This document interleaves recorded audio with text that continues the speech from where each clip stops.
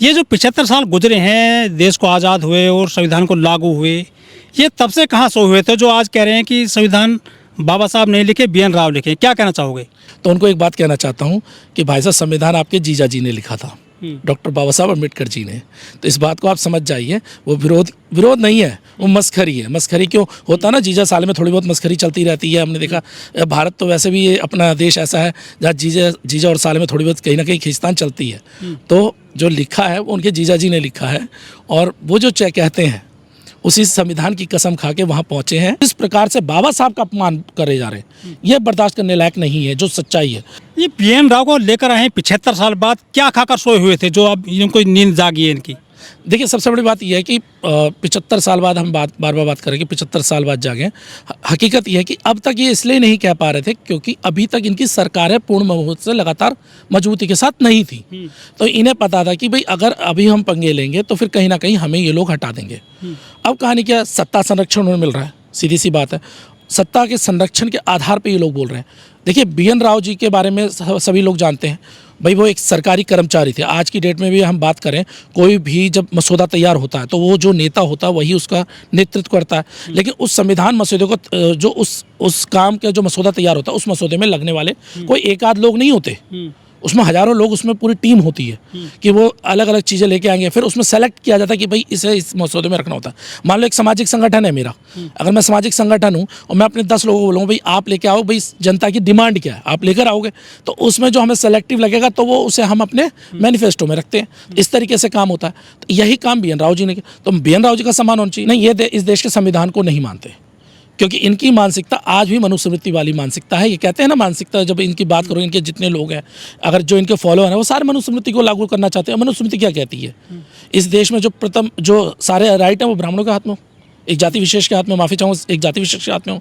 और एक जाति जो गुलाम बनने के लिए हुई है, जिसे हम बहुजन समाज कहते हैं, मूल निवासी जिसे हम कहते हैं, वो हमेशा गुलाम बनी रहे, वो ये चाहते हैं। वो केवल बाबा साहब का विरोध नहीं कर रहे हैं, वो कह रहे हैं कि SC/ST एक्ट है जो 1989 में जो राजीव गांधी सरकार में लाया गया था, ये भी खत्म होना चाहिए। इसमें जो निर्दोष लोगों को जेल भेज दिया जाता है, वो ये भी कह रहे हैं कि जो आरक्षण है ये भी खत्म होना चाहिए, ये आर्थिक आधार पर होना चाहिए।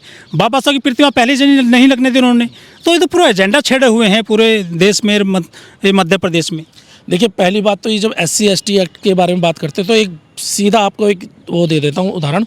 इस देश में नॉर्मल जो केसेस रजिस्टर्ड होते हैं NCRB के डाटा में, तकरीबन 50,000 के आसपास, 50 से 55 के बीच में होते हैं। अब इससे पहले जो रहते थे वो 47,000 के आसपास। जब 47,000 का डाटा था तो 47,000 में जब हाई कोर्ट ने जब जजमेंट दिया था, तो हाई कोर्ट के जजमेंट में सिर्फ 107 केसों को लेकर कहा गया था। टोटल 107 केस, 47,000 में 107 केस फॉल्स पाए गए थे, वो भी पॉलिटिकल केस थे। पॉलिटिकल नॉर्मल सी बात नहीं, मैं एक सिंपल बात बताता हूँ, पॉलिटिकल केस थे। और कुछ केस ऐसे थे, देखिए आज मैं ग्रामीण क्षेत्रों में हमारे समाज की, मुझे पता स्थिति क्या है। जो सुबह जाएगा तो शाम को उसके खाना बनेगा। अब वो बंदा अपना केस तो कर देता है, लेकिन वो थाने के अंदर एंट्री नहीं कर पाता। फिर उसके बाद उसे कोर्ट की तारीखों को उसे पता नहीं होता। वो एक तारीख पे जाएगा, दूसरी तारीख पे उसकी हिम्मत टूट जाती है, क्योंकि हर जगह सिस्टम पैसा मांगता है, उस पैसा देने, तो वो केस हो जाता है कमज़ोर। तो ऐसे में जब वो 107 जो केसेस आए वो ऐसे वाले केस आए। अब उसके बिहाफ पर अगर आप कहते हो 47,000 उस समय के, आज के 54,000 केस जो मान लो, और उस समय के 47,000 केस फॉल्स हो गए, क्या उससे गलत लोगों को फंसाया गया? बाकी तो साबित हुए ना इस देश में। क्या ये सच्चाई नहीं? इस देश के अंदर दलितों के ऊपर पेशाब कर दिया जाता है, मूछ रखने पे मार दिया जाता है, घोड़ी चढ़ने पे मार दिया जाता है। अगर रोड से निकल जाए, आज भी कई ऐसी शहर है, मैं आपको वो नाम बता देता हूँ, जहाँ पे आज भी जूते को सर पे रख के, जूते पे सर पे रख के लेके जाते हैं ना।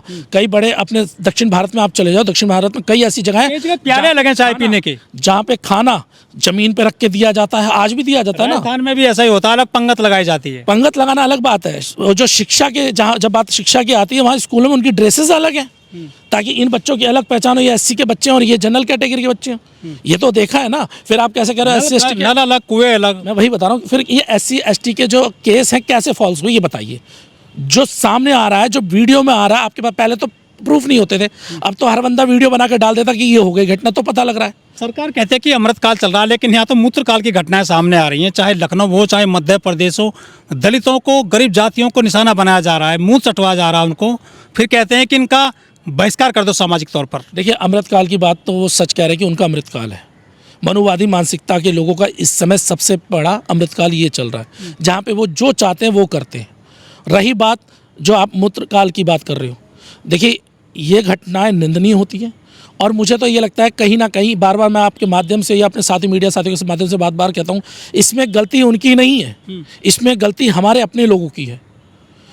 अगर हमारे 131 सांसद, मैं फिर कह रहा हूँ, हमारे 131 सांसद हैं, रिजर्व सीटें हैं 131, अगर वो ईमानदार होते अपने समाज के प्रति, एक बार में सरकार गिर जाती, एक बार में उन्हें डरा के ये काम करवाया जा सकते थे। बाबा साहब के लिए आगे नहीं आ रहे हैं, संविधान हटाने की बात की जा रही है। सर मैं वही बता रहा हूँ, इसीलिए मैं आपको चाह रहा हूँ इसको थोड़ा समझिए कि आप अंदाज लगाइए, अगर वो ईमानदारी से काम कर लेते 131 सांसद, तो सरकार नहीं गिर जाती, सरकार के ऊपर प्रेशर नहीं होता ना समाज के लिए। दूसरी बात, और इसके लिए सबसे बड़ा दोषी कौन है? हमारे समाज के अपने लोग।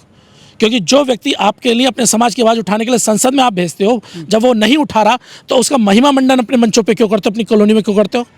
जब आए जूते की माला पहनाओ ना उसे, चाहे अपनी जाति का हो, अपनी बिरादरी का हो, कोई मतलब नहीं है। जो अपने समाज का नहीं है, उस जो अपने समाज के लिए, अपने समाज के नाम पे वोट मांग के अंदर गया और अंदर अपने समाज की आवाज़ नहीं उठा रहा, तो उसका आप सम्मान करा के उसके साथ फोटो खिंचवा के क्या कर लोगे? कल आज दूसरे का बच्चा मर रहा, कल आपका बच्चा मर जाएगा, फिर आप क्या करोगे? रोने के अलावा कोई ऑप्शन नहीं है। तो ऐसे लोगों को अपने जो सामाजिक मंच होते हैं उनसे सबसे पहले जूते मार के भगाओ। अगर आपके घर में वोट मांगने आते हैं, सबसे पहले लत्ती आओ, तब जाके सुधार होगा ना। जब तक अपने ही नेताओं में डर खत्म हो गया है। लेकिन अनिल मिश्रा जैसे लोग हैं जो संविधान विरोधी बताए जाते हैं, ये SC/ST विरोधी लोग हैं, इनमें चाबी कौन भर रहा है? क्या कोई इनको राजनीतिक इनको ताकत मिल रही है? देखिए राजनीतिक संरक्षण है तभी वो अपने घर में है। अभी आप एक केस कर दीजिए, छोटा सा केस, तुरंत पुलिस उठाएगी, पूरी रात भर तुम पे लठ बजाएगी और फिर उसके बाद जेल भेजेगी। 2-3 दिन तुम्हारा पता नहीं रहेगा कहाँ गए, और जब तक टांगें सारी खत्म ना हो जाएंगी, टूट जाएंगी, तब तक तुम्हें जेल में डाला नहीं, जेल में तब डालेंगे, उसके बाद तुम्हारा तब केस दर्ज होगा, FIR तब दर्ज होगी, उससे पहले नहीं होगी। और इतना बड़ा केस होने के बावजूद वो बंदा कोर्ट थाने जाता है, और काम क्या उसने? तो मैं बता रहा हूँ, थाने जाता, आराम से फोटो खिंचवाता है, मीडिया को बाइट देता है, कहता मैं तो गिरफ्तारी करवाने आया, कोई गिरफ्तारी नहीं करा, वो तो मजाक उड़ा रहा है आपका। तो ये पता लगता है कहीं सीना जरूरी हो रही है। वही तो बता रहा हूँ कि अगर राजनीतिक संरक्षण प्राप्त नहीं होता तो बंदा उसी दिन जेल में चला जाता। अगर राजनीतिक संरक्षण नहीं है इसलिए वो जेल में नहीं है। मैंने बताया, उदाहरण दे दिया, अगर आप कुछ करके दिखा दो, अगले दिन ना आपकी टांगे टूटी मिले, पुलिस आपको चलवाती हुई दिखाई ना दे, तो कह देना मुझे। तो सरकार का हाथ है इसमें? तो सरकार तो इसमें कर ही रही है भाई। सरकार उनकी मानसिकता की, उनकी विचारधारा की, और वो खुल के कर रहे हैं आपका विरोध। हरियाणा के पूर्व मुख्यमंत्री रहे हैं ML खट्टर, वो भी कह रहे हैं कि संविधान बाबा साहब बनाए नहीं, इन्होंने पूरा एजेंडा छेड़ रखा है पूरे देश में, पूरे प्रदेशों में। देखिए खट्टर साहब को ये समझना होगा, आप एक बड़े पद पे रहे हो और उसी संविधान की बदौलत गए हो, ना कि मनुस्मृति की। अगर मनुस्मृति होती साहब, आप भी नहीं पहुंचते। जिस जाति से आप आते हो ना, उस जाति के लोग पहुंचते नहीं थे वहां पर। वो भी पहुंचे तब हैं जब उसमें पहुंचे हो आप, जब रिजर्वेशन मिला और इस देश का संविधान लागू हुआ। तो ये चमचागिरी करना, मैं बोल रहा हूँ ना, ये चापलूस लोग जितने भी तमाम ये जितने लोग हैं, ये वो चापलूस लोग हैं, इन्हें अब लतियाना चाहिए। गरियाने से बात नहीं बनेगी, लतियाना जरूरी है इनको।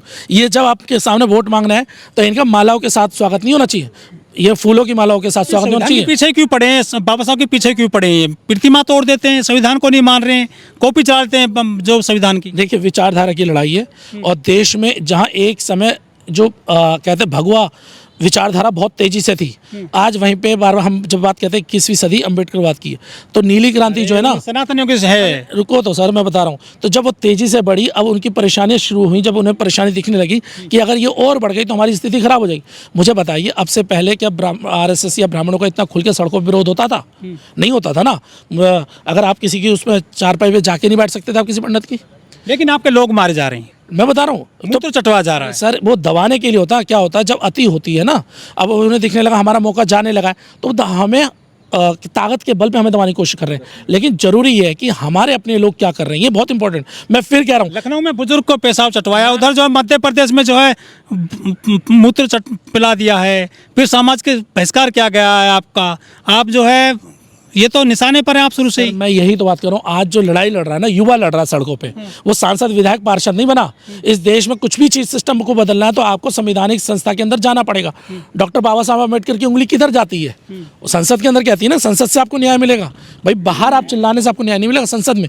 तो संसद में ऐसे लोगों को भेजना था, आपकी जिम्मेदारी बनती थी कि जो समाज के लिए काम करे, ना कि ऐसे जो दलाल बन जाए, जो चाटुकारिता करें, जो दूसरे की दड़ी बिछाने बिलीव करें, जो दूसरे का झंडा उठाने बिलीव करें, जो अपने समाज से पहले दूसरे के घर को देखें। ऐसे व्यक्तियों के कारण समाज को नुकसान हो रहा है। और मैं आपके माध्यम से फिर ये बात कह रहा हूँ, अगर इस समाज को बचना है आने वाले समय में, अगर अपनी नस्लों को बचाना है, तो इन नस्लों को बचाने के लिए सबसे पहले अपने समाज के इन गद्दार जो लोग हैं, अपने घर के जो हैं विभीषण जो बने हुए हैं इनका विरोध करना पड़ेगा, इनको उठा के बाहर फेंकना पड़ेगा, इन्हें कूड़े के ढेर में फेंकना पड़ेगा, तब बदलाव आएगा।